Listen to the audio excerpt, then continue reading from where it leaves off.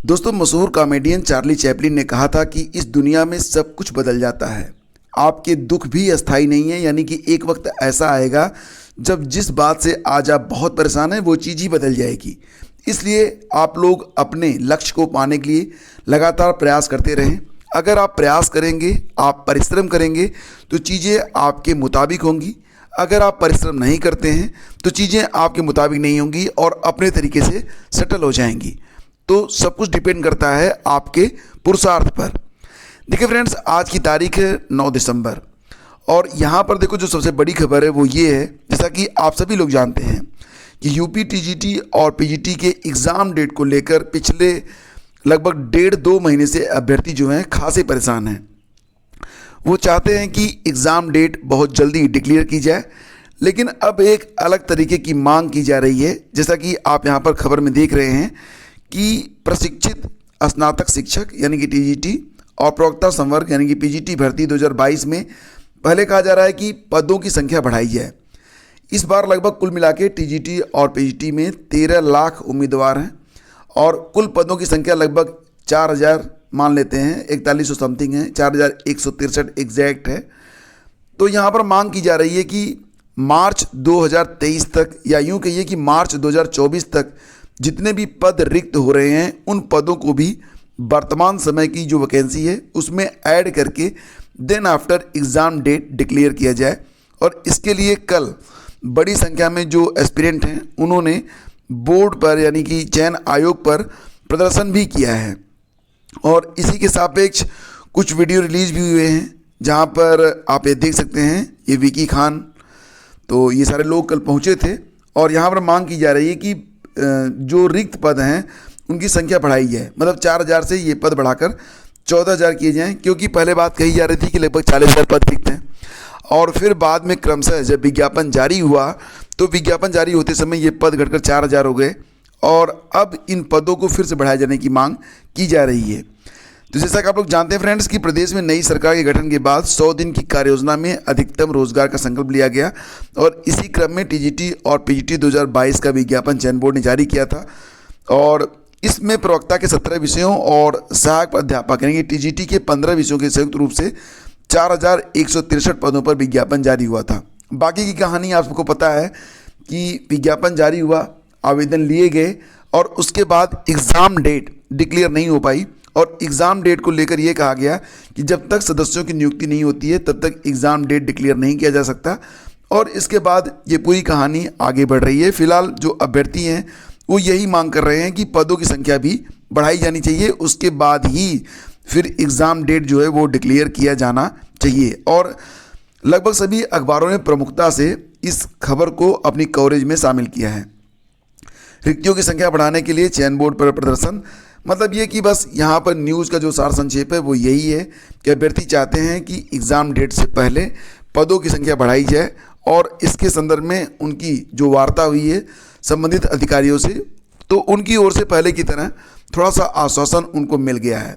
फिलहाल अगर कोई ये कहता है कि अभी मैंने देखा था सोशल मीडिया में कोई ये कह रहा था कि फरवरी में परीक्षा हो जाएगी, तो दैट्स नॉट पॉसिबल। ये संभव ही नहीं है कि फरवरी में परीक्षा ये लोग करवा लें, ठीक है, क्योंकि जब तक सदस्यों की नियुक्ति नहीं होती है तब तक एग्ज़ाम नहीं हो पाएगा। और फरवरी में आपकी बोर्ड की परीक्षाएं भी स्टार्ट हो रही हैं, तो परीक्षाएं तो मतलब ये समझिए कि फरवरी में बोर्ड परीक्षा के बाद ही ये परीक्षा हो पाएगी।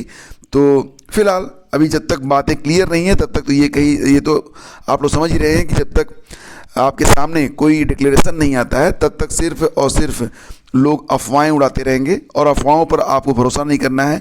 हाँ, इतना ज़रूर है कि अगर आप लोग फरवरी तक अपनी पूरी तैयारी कर लें, उसके बाद दोबारा से रिवीजन करना स्टार्ट कर दें, तो आपके चयन की जो मतलब वो है ना प्रोबेबिलिटी, प्रायिकता, वो बढ़ जाएगी। आगे बढ़ते हैं और अगली खबर है 69,000 शिक्षक भर्ती आरक्षण मामले में फैसला सुरक्षित। तो जैसा कि आप लोग जानते हैं 69,000 शिक्षक भर्ती में आरक्षण को लेकर बहुत बड़ी संख्या में जो एस्पिरेंट हैं वो मतलब यहाँ पर यह भी कहा जा रहा था कि ओबीसी और एससी एसटी की सीटों पर जनरल जो कैंडिडेट हैं उनको नियुक्ति मिल गई थी। इस पर एक याचिका भी दायर हुई थी और इस पर एनसीबीसी और कोर्ट ने जवाब भी मांगा था।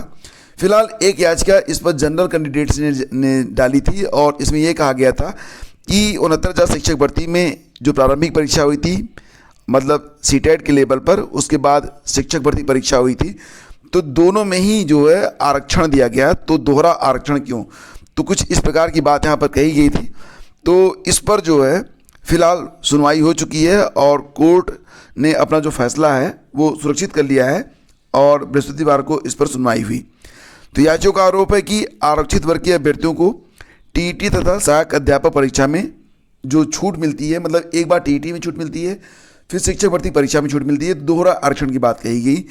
तो इसको जो है, इस पर सरकारी वकील ने ये कहा कि अध्यापक पात्रता परीक्षा एक अर्हता परीक्षा है, इसमें दी गई अंकों की छूट या आरक्षण सहायक अध्यापक भर्ती परीक्षा के चरण में लागू नहीं होती है। मतलब यहाँ पर दोहरे आरक्षण जैसी कोई स्थिति नहीं है। फिलहाल इसी मुद्दे पर दोनों पक्षों ने अपनी अपनी बात रखी है और कोर्ट ने अपना जो डिसीजन है उसको अब फिलहाल रिजर्व कर लिया है और जब डिसीजन आएगा उसके बाद ही पता चलेगा कि कोर्ट, ये सिंगल बेंच में सुनवाई हो रही थी, तो इसके बाद पता चलेगा कि कोर्ट अपने राय इस मामले में कैसे और क्या रखती है। ठीक है, तो डिसीजन का इंतजार रहेगा और फिलहाल आगे बढ़ते हैं। देखो यहाँ पर जो अगली खबर है वो है जम्मू कश्मीर से। जम्मू कश्मीर और लद्दाख हाई कोर्ट ने प्रदेश प्रशासन को काफ़ी बड़ा झटका दिया है। 9 माह पहले पेपर लीक होने के बाद रद्द की गई जम्मू कश्मीर पुलिस में सब इंस्पेक्टर की लिखित परीक्षा फिर शुरू होने के बाद अधर में लटक गई है। 9 दिसंबर को जो परीक्षा होनी थी उसको स्थगित कर दिया गया है और इसी के साथ साथ एसआई के अलावा जल शक्ति विभाग में जूनियर इंजीनियर की परीक्षा को भी रद्द कर दिया गया है। तो इसके लिए एसआई की जारी लिखित परीक्षा जो कि 9 दिसंबर को होने वाली थी, तो उसको पेपर स्थगित करने का आदेश भी जारी किया गया है।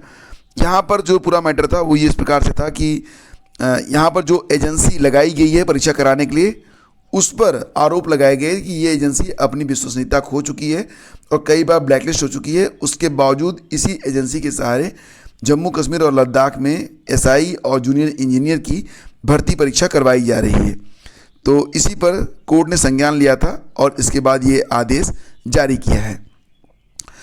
अब कुछ अजीबोगरीब घटनाएं भी घटती रहती हैं, जैसे कि आप यहाँ पर देख सकते हैं कि मऊ आइमा विकास खंड के 7 शिक्षकों के डेटा से छेड़छाड़ के मामले में 2 लिपिकों को निलंबित किया गया है और 2 खंड शिक्षा अधिकारी यानी कि बीईओ को इसके लिए एक जांच दल में शामिल किया गया है। मतलब ये 2 खंड शिक्षा अधिकारी मिलकर इसकी जांच करेंगे।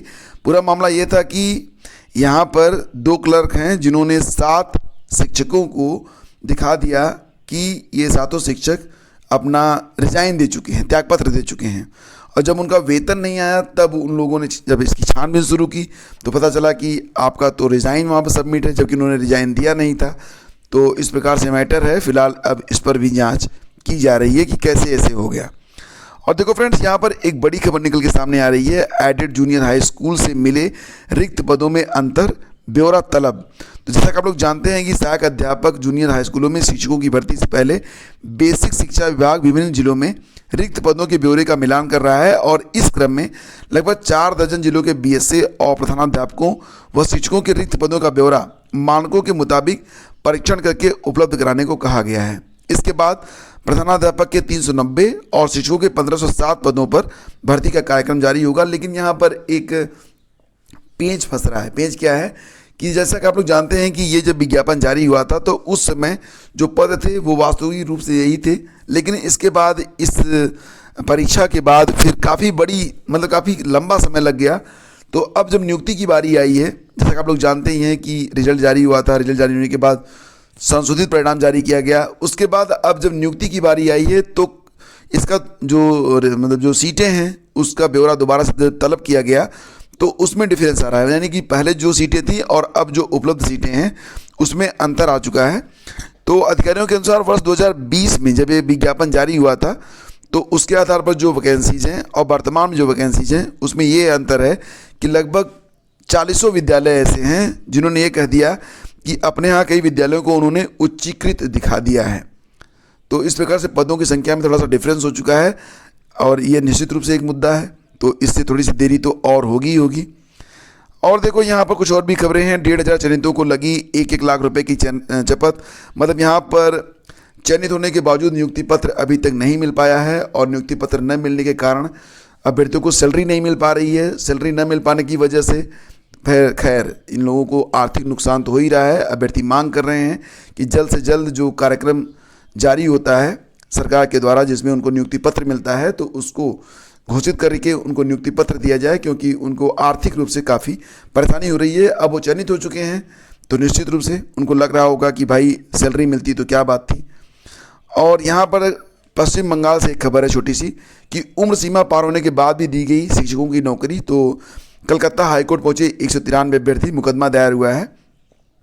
तो यहाँ पर मामला यह था कि 2016 में कुल मिला के 193 अभ्यर्थियों ने यह आरोप लगाते हुए कलकत्ता हाईकोर्ट में मुकदमा दायर किया है कि यहाँ पर बहुत सारे एस्पिरेंट ऐसे भी थे 40 साल से अधिक उम्र जिनकी थी। और 2016 में जो परीक्षा हुई थी, तो 2016 में हुई परीक्षा में 12 उम्मीदवार ऐसे थे जो 40 साल से ज़्यादा उम्र के होने के बावजूद परीक्षा में बैठे थे। और ये जो परीक्षा थी वो TGT लेवल की थी, उसको वहाँ पर 9वीं और 10वीं ऐसे कुछ कहते हैं वहाँ पर, ठीक है। तो हालांकि इसमें बहुत सारे लोगों ने जो है ज्वाइनिंग अभी तक नहीं ली है, लेकिन फ़िलहाल मामला अब कोर्ट में है। और आगे बढ़ते हैं तो यहाँ पर देखिए एक आपका वो आया है, मतलब आपने सवाल पूछा है KVS को लेकर कि KVS में क्या हिंदी मीडियम वाले फॉर्म भर सकते हैं। बिल्कुल भर सकते हैं, कोई दिक्कत वाली बात नहीं है। आप हिंदी मीडियम से हो या फिर इंग्लिश मीडियम से हो, कोई फ़र्क नहीं पड़ता है। और ये भी सवाल था कि क्या KVS में हिंदी भाषा में क्लास होती है। बिल्कुल होती है, आप KVS में हिंदी भाषा में भी पढ़ा सकते हैं, लेकिन जानते हैं वहाँ पर क्या होता है, बाइलिंगुअल आपको पढ़ाना पड़ता है। और कुछ लोग ये भी सवाल करते हैं कि इंटरव्यू हिंदी में होती है या फिर अंग्रेजी में। तो देखो, इंटरव्यू जो होता है KVS में वो भी बाइलिंगुअल ही होता है। उसमें आपसे जिस प्रकार से प्रश्न पूछे जाते हैं, जैसे कि मान लेते हैं आपसे सवाल पूछा गया कि आपकी शैक्षिक अर्हता क्या है, तो फिर आप जो है इसका आंसर दे सकते हैं कि हमारी शैक्षिक अर्हता ये है। लेकिन अगला सवाल अगर इंग्लिश में आता है तो आप अपना जवाब इंग्लिश में दे दें। जिस लैंग्वेज में सवाल आए उसी लैंग्वेज में अगर आप उत्तर दे रहे हैं तो आपका प्रभाव अच्छा पड़ता है। हालांकि अगर इंग्लिश में सवाल आता है और हिंदी में आप जवाब दे रहे हैं तो इसमें भी कोई दिक्कत आपको नहीं होने वाली है। लेकिन सामने वाले को ये लगना चाहिए कि आपको हिंदी और अंग्रेजी दोनों का पर्याप्त ज्ञान है और शिक्षण कार्य में आपको कोई दिक्कत नहीं आने वाली है, ठीक है। तो ये चीज़ें हैं। फिलहाल फ्रेंड्स, ये थी आज की पूरी अपडेट। वीडियो अच्छा लगा तो लाइक और शेयर कर दीजिएगा। Thank you so much.